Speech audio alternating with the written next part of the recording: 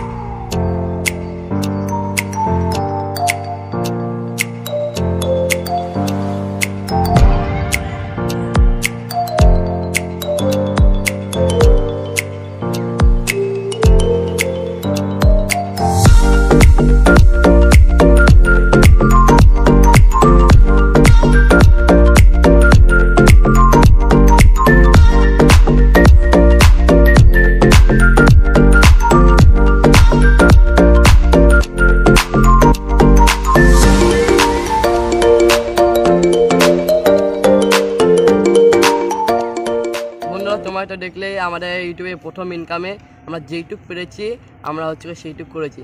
তোমরা এইভাবে আমাদের সাপোর্ট করো, আরও আমার ভবিষ্যতে এগিয়ে যেতে পারি, গরিব মানুষের সাহায্য করতে পারি।